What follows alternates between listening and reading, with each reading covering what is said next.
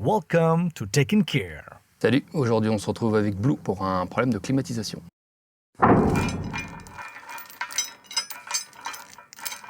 Ça fait 1 an que j'ai plus de clim avec Blue et le souci, normalement, c'est le condenseur de clim. Alors c'est pas moi qui l'ai deviné tout seul, j'ai fait faire un diagnostic par feu vert. Je suis dégoûté parce que je retrouve plus les rushs, mais j'avais filmé en tout cas l'interview orale de la personne parce que je me rappelle il voulait pas être filmé. Et il m'a expliqué en fait comment fonctionner. Initialement je suis parti chez eux pour faire une recharge de clim parce que qu'il y ait une petite perte de gaz réfrigérant, ça peut être normal. Maintenant, du jour au lendemain que tu n'aies plus de clim, tu peux t'inquiéter. Et ce qui se passe, c'est si tu as une fuite sur ton circuit de clim, vu que c'est un gaz quand même qui est très polluant, eh bien en fait, il y a des procédures à respecter. Donc ce qu'il m'a proposé, c'était l'année dernière, avant de partir en vacances, de faire ce qu'on appelle une demi-charge avec traceur. Et moi, le traceur, j'ai toujours entendu dire que c'était vraiment la dernière solution. Néanmoins, j'avais pas de gros problèmes, puisqu'en fait, quand tu fais la recharge de clim, la machine, elle fonctionne par dépression. Globalement, en fait, elle aspire pendant un certain temps tout l'air qui peut être à l'intérieur, donc avec l'ancien gaz et ainsi de suite. Et il doit bloquer cette dépression pendant X minutes, 15, 20, 30 minutes en fonction des circuits. Et si le circuit en fait n'a pas bougé, et derrière après il lance la recharge. C'est ce qui permet de détecter en fait les grosses fuites. Et moi j'avais pas de grosses fuites. Du coup légalement il m'explique qu'il est obligé de faire cette demi-charge avec traceur. Ok, donc il m'a dit vas-y tu pars en vacances, tu reviens et on regarde en fait l'écart de gaz qu'on a mis à l'intérieur, enfin qui reste à l'intérieur. Très bien, donc je pars et avec cette demi-charge j'ai tenu 1 mois et demi. Ce qui se passe après, je retourne chez Feu Vert pour du coup l'analyse, voir si c'était un problème de joint, de conduite ou autre. Et donc il est arrivé avec sa petite lumière à UV. Voilà, elle est là. Sa petite lumière à UV. Et donc du coup il regarde partout, sur tous les endroits potentiels qui peuvent avoir en fait une fuite. Et là on arrive sur la partie de devant. Mais c'est dommage, je voulais te remontrer vu que j'ai perdu les rushs. En fait quand tu mets ça devant, forcément t'avais plein d'éclats en fluo sur toute la partie du condenseur. Enfin il y avait 2 endroits particuliers et ça correspondait parfaitement à des impacts en fait de cailloux. Ouais, parce que regarde. Là, je t'ai mis au niveau de... Là, on est juste en dessous. Là, c'est la plaque d'immatriculation, tu vois. D'accord. Et voilà, donc il avait mis... Donc là, forcément, on voit plus rien parce que ça a été déjà délavé dans tous les sens. Donc il avait mis sa petite lampe comme ça, UV. Et à un moment donné, il y avait un truc qui pétait à la gueule. Et c'était de mémoire... alors, je t'ai pas mis forcément dessus ici, je crois que c'est à peu près par ici. Voilà, donc il m'a dit, lui, diagnostic, condenseur de clim. Bon, il me fait un devis, et clairement, je me suis dit, attends, je bricole un peu, est-ce que je suis en mesure de le faire tout seul? Donc j'ai regardé, et j'ai pris moi la décision de le faire tout seul. En revanche, en respectant toutes les consignes de sécurité vis-à-vis de ça. C'est-à-dire que moi, son devis, je lui ai dit, écoute, moi, je peux l'avoir moins cher, grâce aux partenaires de la chaîne, mais on en parle un petit peu plus tard. Et comme ça va me permettre déjà d'avoir une vidéo pour la chaîne, de montrer en fait comment ça se passe, que tu sois en mesure de dire ok je suis capable de le faire ou pas, et en tout cas ça me permet de continuer à moi entretenir la voiture.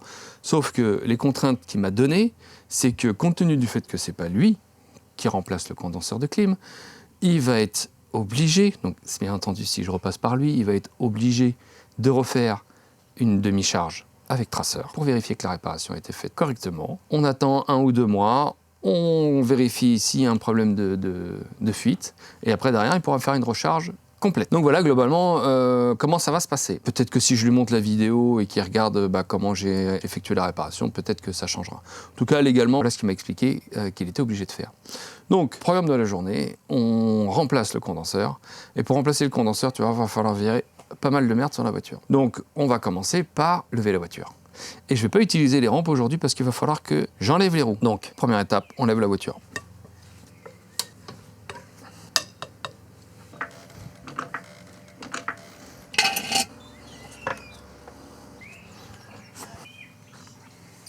Je ne sais pas si j'en ai parlé en début de la vidéo, mais bien entendu, tu ne touches pas à ça si tu n'as pas fait vider ton circuit de clim. D'accord ? Donc tu déposes le ski qui est en dessous, qui est tenu par quelques vis de 10. Moi, je l'avais déjà déposé, donc... je te montre pas cette opération. Maintenant, on va débrancher la batterie. Tu as 2 petits pions que tu tournes d'un quart de tour. Moi, j'en ai plus qu'un. Tu tires. La batterie, quand tu la retires, tu enlèves. Tu commences par le moins.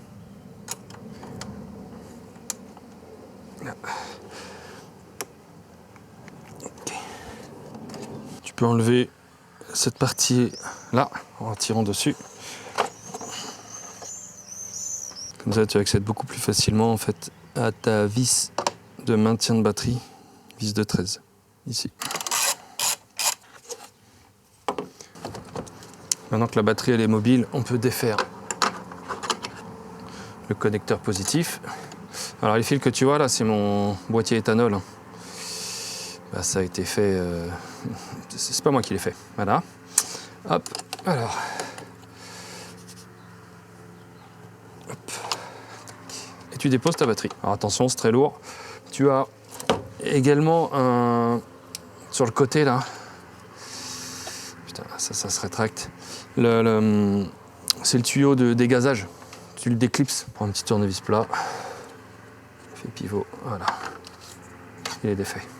Maintenant, on retire la batterie. Pendant qu'elle est en dehors de la voiture, t'en profites pour la charger. Ça lui fera pas de mal. Maintenant, on va déposer le pare-boue. Alors, t'es pas obligé de le faire complètement, au même titre que t'es pas obligé de défaire complètement la batterie. Mais moi, je préfère le faire le truc complètement. Bah, déjà, ça permet d'enlever toutes les merdes qui sont derrière. Et tu vas voir que là, ici, à ce niveau-là, il y a souvent de la terre qui s'accumule. Et c'est quand même pas mal d'aller la nettoyer. En sachant que l'opération, elle est pas tellement plus longue. Voilà, bon, bah, t'as des vis un peu partout.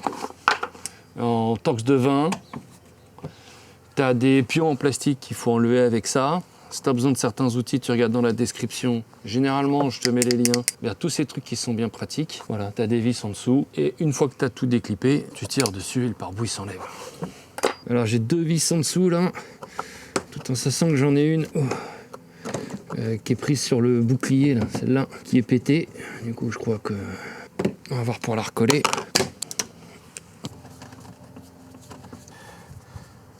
Ah oui, il y a aussi ce type de pion là. Et là, il y en a quelques-uns sur le fond. Donc là, j'en ai 1, 2.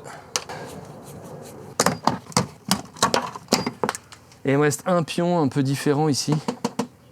Voilà, c'est pareil, ça vient tout seul. Et sur la partie arrière, là, il est emboîté dans l'aile.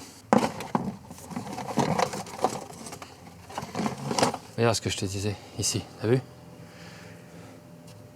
C'est plein de sable, plein de terre. Voilà, et ça fait rouiller les éléments. Donc ça, c'est bien de le défaire de temps en temps. On nettoiera ça tout à l'heure avant de faire le remontage, mais c'est pour ça que je te préconise quand même de déposer tes pare-boues. C'est pas plus mal. Et ça permettra d'accéder en fait aux vis qui sont juste là. Bon, maintenant, la dépose du pare-choc. Bon, comme je t'ai dit, normalement, ton ski, tu l'as déjà retiré depuis longtemps. Il te reste les vis du bas de pare-choc. 1, 2, 3, 4. Tu as une vis à l'intérieur, du coup, entre le pare-choc qui est là et l'aile. C'est pareil, c'est une vis de 10. Et t'as la même de l'autre côté. Maintenant, on doit déposer l'enjoliveur ici, qui est tenu par 2 torx de 20. Et après, le reste, c'est des petits pions à retirer. Tiens, regarde, je te montre un petit truc. Donc, pour retirer ça, j'ai une petite technique. Tu prends une petite pièce, 1 centime. Alors, ça marche pas sur tous les clips, hein. Mais généralement, voilà, tac, tu prends. Tu as réussi à le lever. Tu tires. Ça, c'était juste pour au moins lever le dessus. Parce que si tu fais ça avec un tournevis, en fait, tu le flingues. Et puis, à un moment donné, tu n'arrives plus à les retirer. Donc, on les retire tous. C'est des... Hop. Avec un petit tournevis. Voilà. Nickel.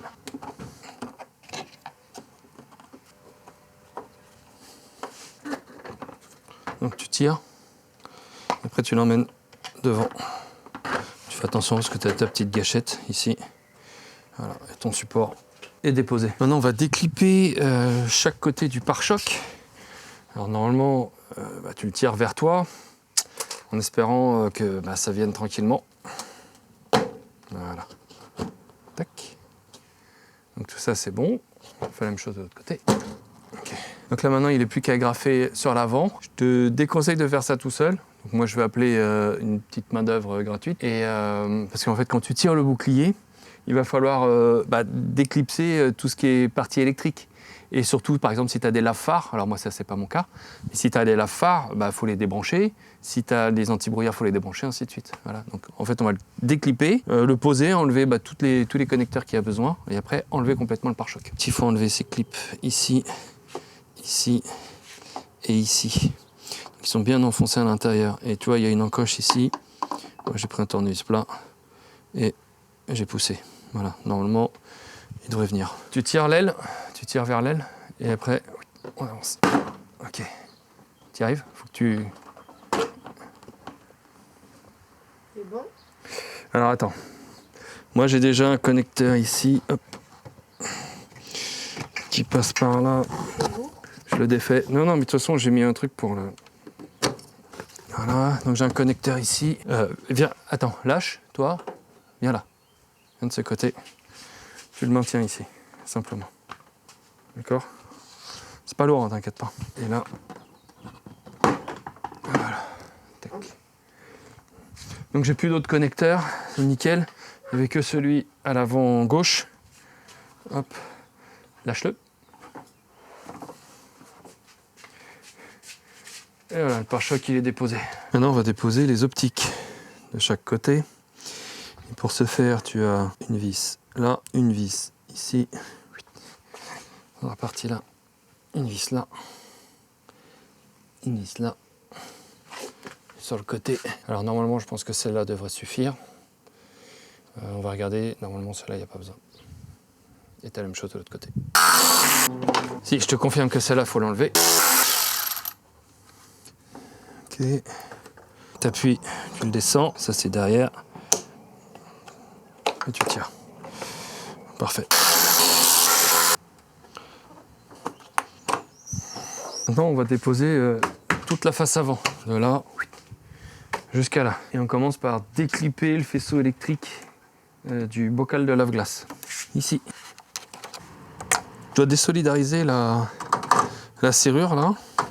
J'ai une vis qui est, toi, juste à ce niveau-là, en fait, c'est une vis de 10 qui est maintenue dans la face avant. Donc je vais juste desserrer cette vis là, voir si ça va me permettre de la sortir. Sinon, il faut que je dépose complètement la serrure.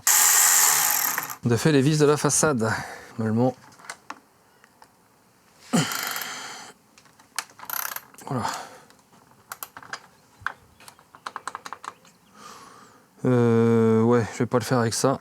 Je vais tout arracher, je crois. Je pensais que c'était plus facile. Ouais, je vais le faire au cliquet.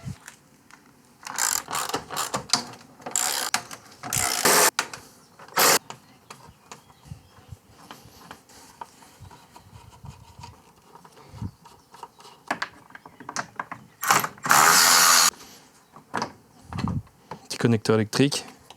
On le sort.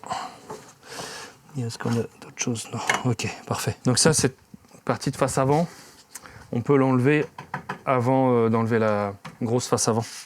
Donc il y a 2 Torx de 20 sur la partie haute. Il y a les 2 vis de 10 qui sont ici et ici. Donc là et là. Donc une qui est prise avec la serrure de capot. Et 2 Torx de 20 qui sont ici et ici. Là, pour que tout vienne, il va falloir que je défasse les klaxons. Ouais, j'adore dire klaxon. Hop. Ça passe là et là. Très bien. On dépose le cache d'inviolabilité de la serrure.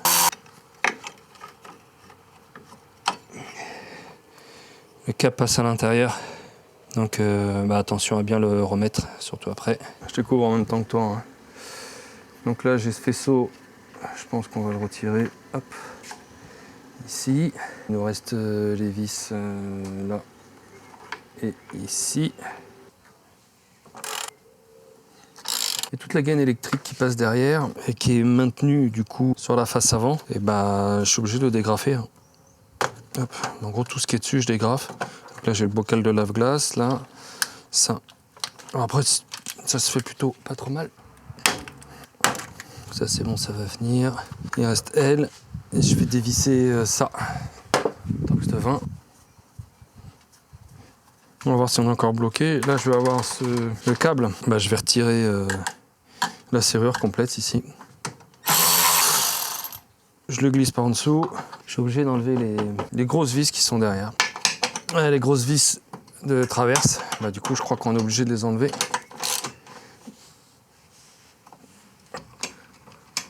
Essayer de déposer ce faisceau électrique. Là.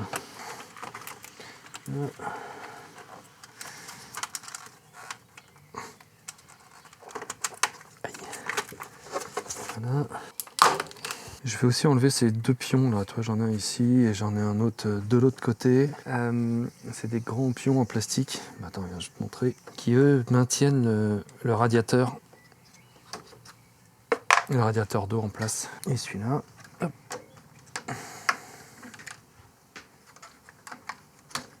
Allez, on va essayer de sortir. Donc là, Normalement, tout est dévissé.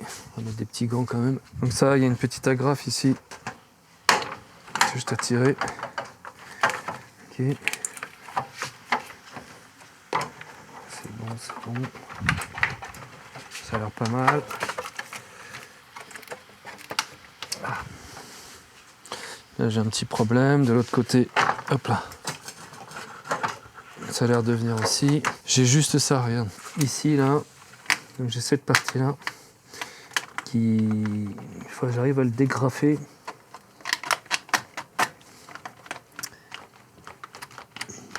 Pour qu'il reste sur la voiture. Ah. Okay. Voilà. Bon, en fait, t'as ces petites agrafes là, tu vois, qui sont venues être pris juste derrière. Voilà, et normalement, tout devrait venir. On va regarder. Ça, c'est bon. Ah, il me reste un faisceau électrique sur la droite. Ici. Que je peux enlever assez facilement. Hop là. Et là, la façade vient. Ouh. Et notre malade, en fait, il est ici. Donc on va pouvoir s'en occuper. On va déclipper ces caches là. Hop. J'enlève la serrure de capot.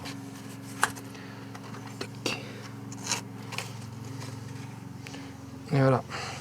Donc en fait, tu viens l'attraper comme ça et tu la remboîtes.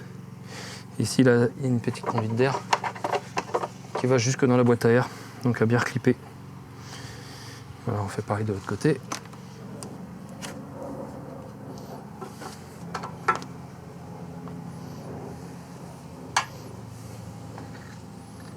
On va bientôt arriver à la déconnexion du condenseur. Là par contre j'ai une mousse de protection qui est autocollante, qui prend le radiateur, donc le condenseur de clim et le radiateur d'eau.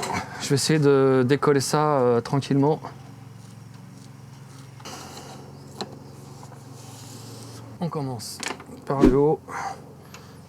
C'est un écrou ou une vis, je sais pas, j'arrive pas à bien distinguer. De 10. Voilà, tac.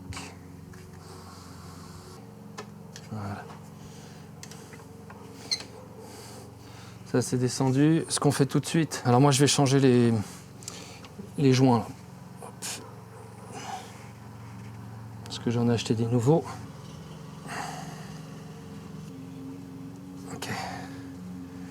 Là, je viens mettre du Chatterton autour. Si tu as un bouchon de propreté, bah, c'est encore mieux. Mais là j'en ai pas sous la main. Donc hop.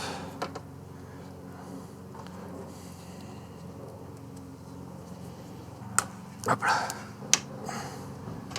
Sur le côté, il y a une petite agrafe qui permet de tenir le tuyau. Regarde, je te montre là où je suis bloqué. Regarde. Là, tu vois, l'arrière du condenseur vient s'emboîter en fait dedans. Ça vient embuter contre le radiateur. Donc la solution que je vois là, sans tout arracher, parce que à l'arrière, à l'enlever, lui, je m'en fous. Mais surtout à le remettre, l'autre, ça risque d'être compliqué en fait. Normalement, je crois qu'il faut tout retirer. Ce que je vais faire, c'est que je vais retirer la traverse. Hein.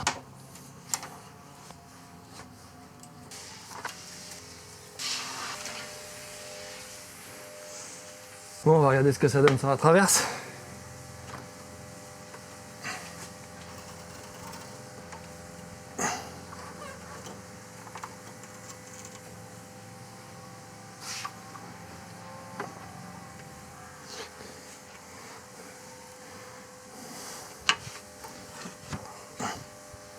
Haha. C'est quand même mieux. Hein. Bon, faut déposer la traverse. Maintenant, on va aller vérifier si j'ai la bonne pièce. Take and care. On va vérifier si notre condenseur est bon. Ce condenseur vient de partenaire de la chaîne Carpardou. Carpardou, c'est un vendeur de pièces automobiles bien connu, qui est partenaire de la chaîne depuis un certain temps et qui te permet de bénéficier en fait d'un code promo permanent de moins 10% avec Take and Care 10. Il prend en charge une partie de mes pièces qui me permet de te proposer du contenu. Je te mets tous les liens en description et merci encore Carpardou. L'emballage est parfait, hein. Il est dans un état impeccable. Ça, c'est vraiment top. Donc, il y a des bouchons de propreté qui sont directement dessus. Ça, faut les enlever vraiment au dernier moment. Dès qu'on va pouvoir le mettre sur la voiture. Bon, bah, il a l'air bien. La cartouche déshydratante, elle est directement intégrée donc, au condenseur. Elle est ici. Allez, on retourne sur la voiture. On replace. Pépère. Donc en sens inverse, hein. Hop.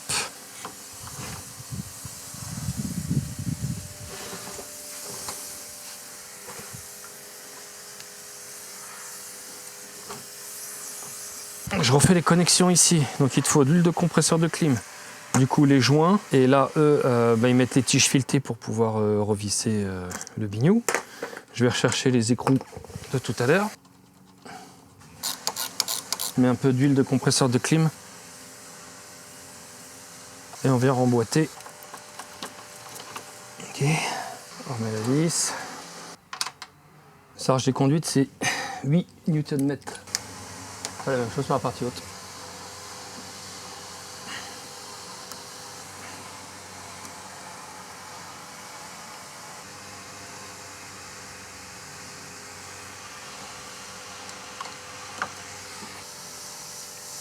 Et pareil, on serre à 8. Bon, techniquement, on a fini. T'as entendu, il y a du bruit de partout, il commence à faire beau. Du coup, je fais un time-lapse pour le remontage. Et si j'ai un point particulier, bah, je t'arrête, je le monte. Mais normalement, bah, c'est exactement les mêmes opérations, sans inverse. Moi, je vais en profiter, je vais recoller les petits morceaux de phare, de trucs comme ça qui sont cassés. Mais normalement, dans l'absolu, l'opération est terminée. À la fin, de toute façon, moi, j'irai recharger, vérifier que tout fonctionne. Je lâche pas comme ça. On se revoit à la suite du remontage.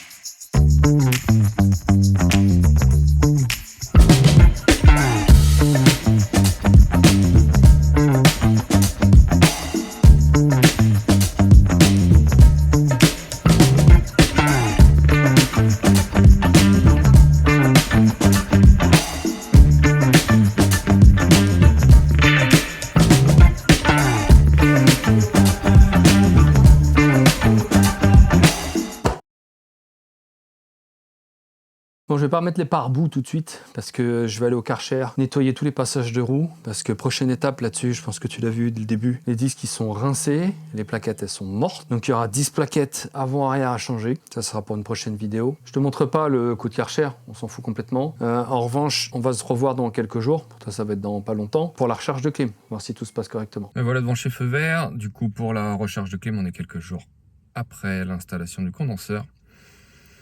Et on va voir ce que ça donne. Air frais. Bon, ça fonctionne. Ça faisait 1 an que j'avais pas de clim. Donc du coup, juste mise sous vide. Il l'a laissé pendant 1 heure, donc il y a 0 fuite. Plutôt une bonne nouvelle.